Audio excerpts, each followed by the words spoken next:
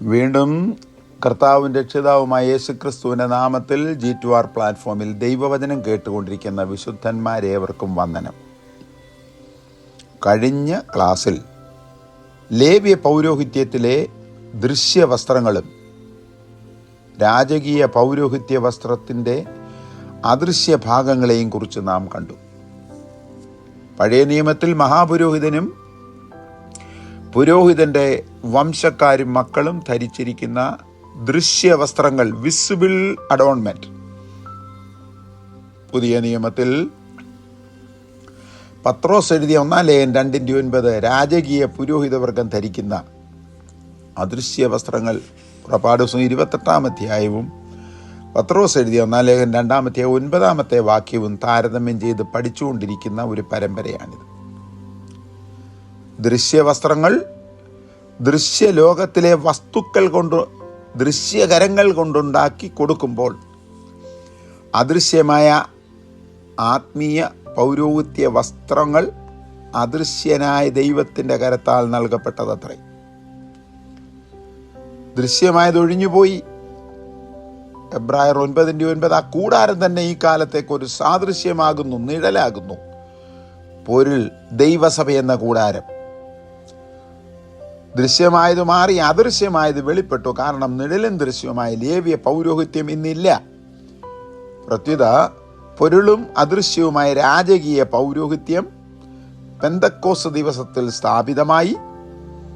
അവിടെ കൂടിയിരുന്നവർ 12 പേരുടെ ദൈവവചന ശുശ്രൂഷ ഒന്നിച്ച് കേട്ടു. പഴയ നിയമത്തിൽ അങ്ങനെ ഒരു ശുശ്രൂഷയില്ല. പാപപരിഹാര ദിവസം മഹാപുരോഹിതൻ മാത്രം സ്വന്തം പാപത്തിനും പിന്നെ ജനത്തിൻ്റെ പാപത്തിനും വേണ്ടി 2 തവണ ആലയത്തിൽ കയറി ശുശ്രൂഷിക്കുന്ന വിഷയങ്ങളൊക്കെ ലേവ്യ പുസ്തകത്തിൽ എഴുതിയിട്ടുണ്ട്.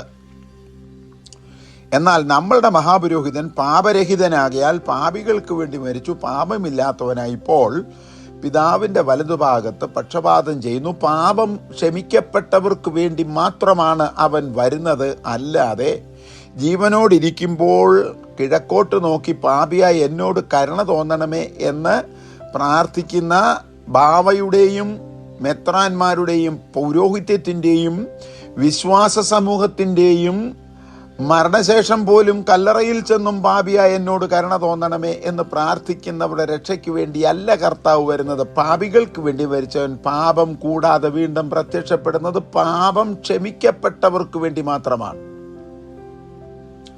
അവർ ധരിക്കേണ്ട ആത്മീയ വസ്ത്രത്തിൻ്റെ വലിയൊരു പട്ടിക നമ്മൾ കഴിഞ്ഞ ക്ലാസ്സിൽ കണ്ടു. ഇന്ന് യാക്കോബിൻ്റെ ലേഖനം 3 വാക്യം. കുതിരയ്ക്ക് കടിഞ്ഞാണിടുന്നത് പോലെ ഈ അദൃശ്യ മഹാപുരോഹിതനാകുന്ന ക്രിസ്തുവിൻ്റെ അദൃശ്യ രാജകീയ പൗരോഹിത്യ വർഗവും വായ്ക്ക് കടിഞ്ഞാണ്ടിട്ട് സൂക്ഷിക്കണം. 39 സങ്കീർത്തനത്തിൽ എഴുതിയിട്ടുണ്ട്. എന്തിനെല്ലാമാണ് കടിഞ്ഞാണിടുന്നത്? ഒരു ദൈവ പൈതൽ, ഒരു വിശ്വാസി. ഇത് ശുശ്രൂഷന്മാർക്ക് മാത്രമല്ല, രാജകീയ പൗരോഹിത്യ വർഗത്തിൽപ്പെട്ടിട്ടുള്ള സകല വിശ്വാസികൾക്കും കർശനമായും പാലിക്കേണ്ട നിയമമാണ്. 3 അധ്യായം 4-8 വരെയുള്ള വാക്യങ്ങൾ വായിച്ചു നോക്കുക. അടുത്തത് അവർ ധരിക്കേണ്ട വസ്ത്രം. പത്രോസ് എഴുതിയ 1 അധ്യായത്തിൻ്റെ 3 വാക്യം. സൗമ്യത, സാവധാനത, അക്ഷയഭൂഷണമായ ഗൂഢമനുഷ്യനെ. സൗമ്യത വേണം, സാവധാനത വേണം. അക്ഷയഭൂഷണമായ ഗൂഢമനുഷ്യൻ എന്ന ക്രിസ്തുവിനെ ധരിക്കണം. ഗലാത്യർ 5:18 അവരുടെ നടപ്പ് എങ്ങനായിരിക്കണം? ആത്മാവിനെ അനുസരിച്ച് നടക്കണം. യോഹന്നാൻ എഴുതിയ സുവിശേഷം 16 അധ്യായത്തിൽ പരിശുദ്ധാത്മാവെന്ന കാര്യസ്ഥനെ എന്തിനു വേണ്ടിയാണ് ദൈവം ഈ ലോകത്തിൽ അയച്ചത്, ഇപ്പോൾ ഇവിടെ പ്രവർത്തിക്കുന്നതെന്ന് കണ്ടുകൊണ്ട് സത്യത്തിലേക്ക് നടത്തുവാൻ. അപ്പോൾ ഒരു ആത്മീയ ശുശ്രൂഷകൻ സത്യത്തിൽ മാത്രമേ നടക്കാവൂ. യോഹന്നാൻ തൻ്റെ ലേഖനത്തിൽ എഴുതി, കുഞ്ഞുങ്ങളെ, നിങ്ങൾ സത്യത്തിൽ നടക്കുന്നു എന്നറിഞ്ഞതിൽ വളരെ സന്തോഷം. അതിനപ്പുറത്ത് എനിക്ക് വേറെ ഒരു സന്തോഷവും വേണ്ട. ഗലാത്യർക്ക് എഴുതിയ 5:22-24 വരെയുള്ള വാക്യങ്ങളിൽ ആത്മാവിൻ്റെ ഫലമുള്ളവരായി നടക്കണം. ഒരു ദൈവ പൈതൽ രാജകീയ പൗരോഹിത്യത്തിൽ അംഗമായി ദൈവിക ശുശ്രൂഷയിൽ ആയിരിക്കുന്ന ഒരു ദൈവ പൈതൽ എങ്ങനെ നടക്കണം? വളരെ വ്യക്തമായി എഴുതിയിരിക്കുന്നു. സ്നേഹം, സന്തോഷം, സമാധാനം, ദീർഘക്ഷമ, ദയ, പരോപകാരം, വിശ്വസ്തത, സൗമ്യത, ഇന്ദ്രിയ ജയം. ബില്ലും ബ്രേക്കും വേണം ഒരു ദൈവ പൈതലിന്. ഇഷ്ടമുള്ളതുപോലെ നടക്കുവാൻ ദൈവം അനുവദിച്ചിട്ടില്ല. ആത്മാവിനെ അനുസരിച്ച് നടപ്പീൻ പൗലോസിന്റെ പ്രബോധനമാണ്. അങ്ങനെ നടന്നാൽ നിങ്ങൾ ജഡത്തിന്റെ മോഹം നിവർത്തിക്കയില്ല. ജഡത്തിന്റെ മോഹമോ വളരെ വ്യക്തമായി സ്തോത്രം 19-ാമത്തെ വാക്യം മുതൽ എഴുതിയിരിക്കുന്നു. ദുർനടപ്പ് ജഡത്തിന്റെ മോഹമാണ്. അശുദ്ധി ജഡത്തിന്റെ മോഹമാണ്. ദുഷ്കാമം ജഡത്തിന്റെ മോഹമാണ്. വിഗ്രഹാരാധന ജഡത്തിന്റെ മോഹമാണ്. ആഭിചാരം, പക, പിണക്കം, ജാരശങ്ക, ക്രോധം, ശാഠ്യം, ദ്വന്ദ്വപക്ഷം, ഭിന്നത, അസൂയ, മദ്യപാനം, വെറിക്കൂത്ത് എന്നിവ ആകുന്നു. ഇതെല്ലാം ജഡത്തിന്റെ മോഹമാണ്. അടുത്തു പറയുന്ന മുന്നറിയിപ്പ് കൂടെ ശ്രദ്ധിക്കണം. ഈ വക പ്രവർത്തിക്കുന്നവർ ആരായാലും, പണ്ഡിതനോ പാമരനോ വെളുത്തവനോ കറുത്തവനോ പൗരസ്ത്യനോ പാശ്ചാത്യനോ സ്ത്രീയോ പുരുഷനോ ബാവായോ മെത്രാനോ പട്ടക്കാരനോ കശീശയോ വിശ്വാസികളോ പ്രസിഡന്റോ കൗൺസിൽ മെമ്പറോ ആരും ആകട്ടെ, ഈ വക പ്രവർത്തിക്കുന്നവൻ സ്വർഗരാജ്യം അവകാശമാക്കത്തില്ല എന്ന് മുമ്പ് പറഞ്ഞതുപോലെ ഇപ്പോഴും ആവർത്തിച്ച് പറയുന്നു. എത്ര കർക്കശമാണ് ദൈവത്തിന്റെ വചനത്തിന്റെ നിയമം. റോമർക്കെഴുതിയ ലേഖനം 13:13 പകൽ സമയത്തെന്നവണ്ണം നടക്കണം. കള്ളൻ തുരപ്പാനും മോഷ്ടിപ്പാനും പൊതുവായി ഇറങ്ങുന്നത് രാത്രിയിലാണ്. ആത്മീയഗോളത്തിൽ പകൽ രാത്രിയാക്കുവാനും രാത്രി പകലാക്കുവാനും കഴിയും. കള്ളന്മാരായ ദുഷ്ടന്മാരായ ദുരുപദേഷ്ടക്കന്മാർ പട്ടാപ്പകൽ അർദ്ധരാത്രിയിൽ എന്ന വണ്ണം കളവിൻ്റെ സുവിശേഷം എന്ന രീതിയിൽ കാപട്യം പ്രസംഗിക്കുമ്പോൾ ജീവിതത്തിൻ്റെ കറുത്ത ദിവസങ്ങളാകുന്ന അർദ്ധരാത്രിയുടെ കുറ്റാക്കുരുട്ടും പകൽ വെളിച്ചമെന്ന വണ്ണം ആക്കി വെളിച്ചത്തിലിരുന്ന് ദൈവത്തെ ആരാധിക്കുന്ന വിശുദ്ധന്മാരും ആത്മീയഗോളത്തിൽ ഉണ്ട് എന്നുള്ള നഗ്ന സത്യം ഇപ്പോൾ ഇവിടെ പറയുന്നു. ഒരു ദൈവ പൈതൽ എന്തെല്ലാം ഉപേക്ഷിക്കണം?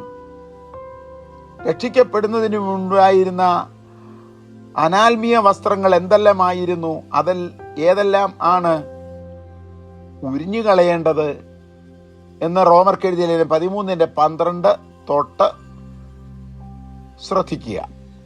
റോമർക്കെഴുതിയ ലേഖനം 14-ാം 13-ാമത്തെ വാക്യം, സഹോദരന്മാർക്ക് ഇടർച്ച വരുത്തുന്ന യാതൊരു കാര്യവും രക്ഷാനിർണയം പ്രാപിച്ച ശേഷം ഒരു ദൈവ പൈതൽ ഇട്ടുകൊണ്ട് നടക്കരുത്. അത് സാക്ഷ്യമാകട്ടെ, പ്രബോധനമാകട്ടെ, ഉപദേശമാകട്ടെ, ഒരിടത്തും കൗൺസിൽ മീറ്റിങ്ങിലും കമ്മിറ്റി മീറ്റിങ്ങിലും ജനറൽ ബോഡിയിലും ഏഴായ സഹോദരന്മാർക്ക് ഇടർച്ച വരുത്തുന്ന വാക്കുകൾ ഉച്ചരിക്കരുത്.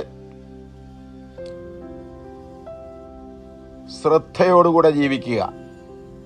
ലൂക്കോസ് എഴുതിയ സുവിശേഷം 17-ാം അധ്യായം 1 മുതൽ 4 വരെയും മത്തായി സുവിശേഷം 18-ാം അധ്യായം 6 മുതൽ 17 വരെയുമുള്ള വാക്യങ്ങളിൽ ഇടർച്ച വരുത്തുന്നത് സാർവത്രികമാണ്, വരാതിരിക്കുന്നത് പ്രയാസമാണ്. ഇടർച്ച വരുത്തുന്നവർക്കുള്ള ശിക്ഷയെക്കുറിച്ചും അവിടെ എഴുതിയിട്ടുണ്ട്. സഹോദരന്മാരെ, നിങ്ങൾ എത്ര നീളക്കുപ്പായം ഇട്ടുകൊണ്ട് നടന്നാലും സഹോദരന്മാർക്ക് ഇടർച്ച വരുത്തുന്നവരാകുന്നുവെങ്കിൽ അന്ത്യ ദിവസത്തിൽ ഇപ്പോൾ നിങ്ങൾ ജയിച്ചുവെന്ന് വന്നേക്കാം, തല ഉയർത്തി നടന്നുവെന്ന് വന്നേക്കാം, 4 പേർ കൈ കൊട്ടിവെന്ന് വന്നേക്കാം, 10 പേർ കൈ തന്നുവെന്ന് വന്നേക്കാം, ഒരു സദസ്സിൽ നിങ്ങൾക്ക് വരവേൽപ്പും സർട്ടിഫിക്കറ്റും കിട്ടിയെന്ന് വന്നേക്കാം. പക്ഷേ അന്ത്യ ദിവസത്തിൽ ന്യായസിംഹാസനത്തിന്റെ മുൻപാകെ വരുമ്പോൾ അത് വെളിപ്പെട്ടു വരും എന്നും മറന്നു പോകരുത്. റോമർക്കെഴുതിയ ലേഖനം 13:12 ഇരുട്ടിന്റെ പ്രവൃത്തികളെ ഉരിഞ്ഞു കളയണം. ഇടയ്ക്കിടയ്ക്ക് കയറി വരരുത്, ഇടയ്ക്കിടയ്ക്ക് അത് ധരിക്കരുത്. കൊരിന്ത്യർക്കെഴുതിയ ലേഖനം 1-ാം അധ്യായം 5-ാം അധ്യായം 13-ാമത്തെ വാക്യം, ദുഷ്കർമ്മം ചെയ്യുന്നവൻ ആരായാലും അവനെ സഭയിൽ നിന്ന് നീക്കണം. എന്താണ് അവിടെ ദുഷ്കർമ്മം ചെയ്തു എന്ന് പറയുന്നത്? അപ്പന്റെ ഭാര്യയെ വെച്ചുകൊണ്ടിരിക്കുന്നു പോലും. യൗവനത്തിൽ വിവാഹം ചെയ്ത പുരുഷന് യൗവനത്തിൽ തന്റെ ഭാര്യയിൽ ഉണ്ടായിരുന്ന മകൻ വളർന്നു വലുതായി, അമ്മയിടയ്ക്ക് മരിച്ചുപോയി. അപ്പൻ കുറച്ചു കാലം കൂടെ കഴിഞ്ഞപ്പോൾ യൗവനക്കാരിയായ ഒരു സ്ത്രീയെ വിവാഹം ചെയ്തു. ഈ മകന്റെ സമപ്രായമോ ഇളയതോ ആകാം. അല്പം കഴിഞ്ഞാൽ അപ്പൻ മരിച്ചുപോയി. ഈ സ്ത്രീ അവന്റെ അമ്മയ്ക്ക് തുല്യാണെന്ന് തിരുവചനത്തിൽ പഴയ നിയമത്തിൽ എഴുതിയിട്ടുണ്ട്. അപ്പന്റെ ഭാര്യയെ പരിഗ്രഹിക്കുന്നവൻ ശാപഗ്രസ്തനാണ്. കൊരിന്തിലെ ജാതികളുടെ ഇടയിൽ അങ്ങനെയുള്ള നിയമമില്ലാതിരുന്നുകൊണ്ട് അവൻ വിവാഹം ആ സ്ത്രീയെ ചെയ്തു. സഭയിൽ രണ്ടുപേരും കൂടെ വന്ന് സഭയിൽ കോളിളക്കങ്ങൾ ഉണ്ടാക്കി. അങ്ങനെയുള്ളവനെ പുറത്താക്കണം എന്നാരായാലും ശരി. കോടിക്കണക്കിന് സ്വത്തും റിയൽ എസ്റ്റേറ്റിന്റെ ഉടമസ്ഥനും പഞ്ചനക്ഷത്ര ഹോട്ടൽ സ്വന്തമായുള്ളവരും സഭയുടെ ഫുൾ സ്പോൺസർഷിപ്പ് വഹിച്ചു കൊള്ളാമെന്ന് പറഞ്ഞാലും അത് ദുഷ്കർമ്മമാണ്. അവനെ പുറത്താക്കണം. എങ്കിൽ ദൈവസഭ കർത്താവിന്റെ മണവാട്ടിയാണ്. കർത്താവിന് വേണ്ടി വിവാഹ നിശ്ചയം ചെയ്യപ്പെട്ടിരിക്കുന്ന കന്യകയാണ്. ആ കന്യകയായി വിവാഹ നിശ്ചയം ചെയ്യപ്പെട്ടിരിക്കുന്ന ക്രിസ്തുവിന്റെ സഭയെ ആരെങ്കിലും ദൈവവചന വിരുദ്ധമായി എൻ്റെ സഭയാണെന്ന് പറഞ്ഞു വന്നാൽ അവനെ പുറത്താക്കണം. അവന്റെ സഭയിലും പോകരുത്. കർക്കശമായ നിയമമാണിത്. സഭ ആരുടെയും കുത്തകയല്ല. സഭയിലെ ശുശ്രൂഷന്മാർ സഭയിലെ വേലക്കാരാണ്, സഭയുടെ യജമാനന്മാരല്ല. സഭയ്ക്ക് ഒരു യജമാനനേ ഉള്ളൂ, അത് കർത്താവും രക്ഷിതാവുമായി യേശു ക്രിസ്തു മാത്രമാണ്. ഒരു കമ്പനിയിൽ ജോലി ചെയ്യുന്ന വ്യക്തി ആ കമ്പനിയുടെ ഉടമസ്ഥനും സിഇഒയുമായി ആക്ട് ചെയ്താൽ, നടിച്ചാൽ, പറഞ്ഞു നടന്നിയാൽ, പ്രചരണം നടത്തിയാൽ അവനെ കമ്പനിയുടെ ഉടമസ്ഥൻ പുറത്താക്കും. എങ്കിൽ സഭ ആരുടെയും സ്വന്തമല്ല. നിന്റെ സ്ഥലത്തായിരിക്കാം സഭാ ഹോൾ പണിതിരിക്കുന്നത്. പഠിച്ച വ്യക്തിക്ക് നീ ഫീസ് കൊടുത്തിരിക്കാം. സഭാ ശുശ്രൂഷകന് പൂർണ്ണമായി ചുമതല വഹിക്കുന്ന ദൈവദാസന് നീ ശമ്പളം കൊടുക്കാം. പക്ഷേ അവരാരും നിങ്ങളുടെ സ്വന്തമല്ല. നിങ്ങൾക്ക് അവരുടെ മേൽ യാതൊരു അവകാശവുമില്ല. അവരുടെ അവകാശം ദൈവപുത്രനാണ്. അഥവാ അവകാശം പറഞ്ഞാൽ അത് ദുഷ്കർമ്മമാണ്. ദൈവവചനത്തിന് നൽകിയിരിക്കുന്ന കർമ്മത്തിന് വിപരീതമാണ്, ദുഷ്കർമ്മമാണ്. അവനെ പുറത്താക്കണം. 13-ാം അധ്യായം കൊരിന്ത്യർക്ക് എഴുതപ്പെട്ട ലേഖനം 11-ാമത്തെ വാക്യം, ശൈശവത്വം വെടിയണം. ശൈശവത്വം. അതുകൊണ്ടാണ് 3-ാം അധ്യായത്തിൽ എഴുതിയ, സഹോദരന്മാരെ, നിങ്ങളുടെ അടുക്കൽ എനിക്ക് ആത്മീയന്തരോടെന്ന വണ്ണമല്ല, ശിശുക്കളോടെന്ന വണ്ണം. അന്യഭാഷ പറയും, പ്രവചിക്കും, പാട്ടുകൾ പാടും. പക്ഷെ ഇപ്പോഴും ശൈശവത്വം, ചൈൽഡിഷ്നെസ് മാറിയിട്ടില്ല. അത് ഉരിഞ്ഞു കളയണം. ക്രിസ്തു എന്ന തലയോളം വളരണം. വളർച്ച പ്രാപിക്കാത്ത ശരീരം നമ്മുടെ നടുവിൽ പലയിടത്തുമുണ്ട്. അവരെ പൂർണ്ണ വളർച്ചയിൽ നമ്മൾ സ്വീകരിക്കുകയില്ലല്ലോ. ആത്മീയ ശൈശവത്വം വേണ്ട. അത് പഠിപ്പിക്കുകയും അത് പറഞ്ഞു കൊടുക്കുകയും ചെയ്യുവാൻ കഴിവുള്ള വ്യക്തികളായിരിക്കും ശുശ്രൂഷകന്മാർ. അല്ലാതെ ആത്മീയ ശൈശവത്വത്തിൽ നടക്കുന്ന ശുശ്രൂഷകന്മാർ, അപ്പന് പകരം മകന്മാര് ശുശ്രൂഷയ്ക്ക് വന്നാൽ പലപ്പോഴും ശൈശവത്വം വെളിപ്പെടുത്തുന്ന ശുശ്രൂഷകന്മാരാണ്. അവരുടെ കീഴിലുള്ളവരും ശിശുക്കൾ ആണ്. അതുകൊണ്ട് അങ്ങനെയുള്ള ആ ശൈശവത്വം വെടിഞ്ഞ ശേഷം പരിപൂർണതയുടെ പക്വത പ്രാപിക്കുന്ന ആത്മീയ വസ്ത്രം ധരിക്കണം. ഗലാത്യർക്ക് എഴുതിയ ലേഖനം 5:19 മുതൽ 11 വരെയുള്ള വാക്യങ്ങൾ, സ്തോത്രം, ജഡത്തിന്റെ പ്രവൃത്തികളെ ഉരിഞ്ഞു കളയണം. അത് ധരിക്കരുത്. ആരുമില്ലാത്ത സാവകാശം ലഭിക്കുന്ന സന്ദർഭത്തിൽ പാപം ചെയ്യത്തക്ക രീതിയിൽ വിഷയങ്ങൾ ഒത്തുവന്നാലും വേണ്ട, അത് വേണ്ട, അത് ഞാൻ ഉരിഞ്ഞു കളഞ്ഞതാണ് എന്ന് പറഞ്ഞ് കർത്താവിന് വേണ്ടി പുതുമ ധരിക്കണം. ക്രിസ്തുവിനെ ധരിച്ചു കൊണ്ടുപോകണം. എഫെസർക്കെഴുതിയ 4:22 മുതൽ 24 വരെയുള്ള വാക്യങ്ങൾ, പഴയ മനുഷ്യനെ ഉരിഞ്ഞു കളഞ്ഞ് ആ പഴയ മനുഷ്യൻ പുതുതായി തീരണം. അതല്ലേ കൊരിന്ത്യർക്കെഴുതിയ 2-ാമത്തെ ലേഖനം 5-ാം അധ്യായത്തിൽ പൗലോസ് പറഞ്ഞത്? ഒരുവൻ ക്രിസ്തുവിലായാൽ, 1-ാമത്തെ ലേഖനം 5-ാം അധ്യായത്തിൽ, അവൻ പുതിയ സൃഷ്ടിയാകുന്നു, പഴയതെല്ലാം കഴിഞ്ഞുപോയി. കുറച്ചൊക്കെ വെച്ചുകൊണ്ട് നടക്കരുത്, ഒട്ടും വെച്ചുകൊണ്ട് നടക്കരുത്. സ്തോത്രം. ഉരിഞ്ഞു കളഞ്ഞിട്ട് പുതിയ മനുഷ്യനാകുന്ന ക്രിസ്തുവിനെ ധരിക്കണം. ദൈവത്തിന് സ്തോത്രം. ഒരുവൻ ക്രിസ്തുവിൽ ആയാൽ അവൻ പുതിയ സൃഷ്ടി ആകുന്നു. സ്തോത്രം. എഫെസ്യർ 4:25 ഭോഷ്ക്, കള്ളം, കാപട്യം ഉരിഞ്ഞു കളയണം. കള്ളം പറഞ്ഞ് ഒരു സമ്പാദ്യവും നേടരുത്. എഫെസ്യർ 4:31 6 വിഷയങ്ങളാണ് ഉരിഞ്ഞു കളയേണ്ടത്. 1 കയ്പ്, കോപം, ക്രോധം, കുറ്റാരവം, ദൂഷണം, ദുർഗുണം. ദയവിജയ ആത്മീയ കോളത്തിൽ ശുശ്രൂഷിക്കുന്ന ശുശ്രൂഷകന്മാരും വിശ്വാസികളും ദുർഗുണപരമ പാരമ്യം വെളിപ്പെടുത്തരുത്. ഉരിഞ്ഞു കളഞ്ഞതാണ്. ആരെയും ദൂഷണം പറഞ്ഞുകൊണ്ട് നടക്കരുത്. ഒരു വീട്ടിൽ കയറി അവിടുത്തെ വിഷയമറിഞ്ഞ് അടുത്ത വീട്ടിൽ കയറി അത് വിളമ്പരുത്. ദോഷം ചെയ്യുന്നവരാരെങ്കിലും ഉണ്ടെങ്കിൽ അവരോടുള്ള കയ്പ് വെച്ചുകൊണ്ടിരിക്കരുത്. കോപിച്ച് ക്രോധം വെളിപ്പെടുത്തുന്നവരാകരുത്. ആരെയും കുറ്റം ആരോപിക്കരുത്. ഇങ്ങനെയുള്ള ജഡത്തിൻ്റെ സ്വഭാവങ്ങൾ ആത്മീയ ഗോളത്തിലെ ദൈവമക്കൾ ഉരിഞ്ഞ് കളയണം. ദൈവത്തിന് സ്തോത്രം. കൊലോസ്യർക്കെഴുതിയ ലേഖനത്തിലേക്ക് വരാം. 2:11 ജഡശരീരം ഉരിഞ്ഞു കളഞ്ഞു, ഇപ്പോൾ ഒരു ആത്മശരീരമായി മാറി. ഒരച്ചിലിട്ട് ഉടച്ച വസ്തു അച്ചിലിട്ട് ചൂടാക്കി ഉരുക്കി പുതിയ രീതിയായി വരുന്നത് പോലെ ക്രിസ്തു എന്ന അച്ചിൽ പ്രവേശിച്ചിട്ട് പഴയ മനുഷ്യനെ രാഗമോഹത്തോട് ക്രൂശിച്ച് പുറത്തു വരുന്ന പുതിയ ശരീരമായിരിക്കണം ദൈവമക്കൾക്ക്.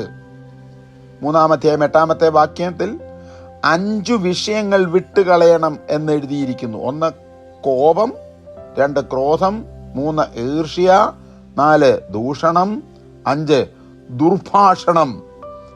ഇവ ഉരിഞ്ഞു കളയണം. ആരെങ്കിലും ആരെക്കുറിച്ചെങ്കിലും കേട്ടാലും കണ്ടാലും അത് അവിടെ വിട്ടിട്ട് വരണം. എത്ര ലാഭദായകമായാലും കള്ളസാക്ഷ്യം പറയുവാൻ പോകരുത് എന്ന് മറന്നു പോകരുത്. തിമോഥെയോസിന്റെ 1 ലേഖനം 1-19 വാക്യം ഹുമനയോസുമാരും അലക്സാണ്ടർമാരും ദൈവസഭയിലുണ്ടെങ്കിൽ അവരെ ഉരിഞ്ഞ് തള്ളിക്കളയണം. എന്താ കാരണം? അവർ ബിസിനസ്സുകാരാണ്, നേരത്തെ വിശ്വാസത്തിൽ നിന്നവരാണ്, ദൈവകൃപയിൽ നിന്നവരാണ്. ഹുമനയോസ് കാരണം അവർ നല്ല മനസാക്ഷി തള്ളിക്കളഞ്ഞു. ആരംഭത്തിൽ നല്ല മനസ്സായിരുന്നു, പക്ഷേ പിന്നീട് അവർ ദുർമനസാക്ഷികൾ ഉടമയായി മാറി. തിമോഥെയോസിന്റെ 2 ലേഖനം 4-84 വാക്യം. എബ്രായർക്കിൽ 2:3 സകല ദുഷ്ടതയും കാൽ കീഴാക്കണം. എങ്ങനെ? സ്തോത്രം.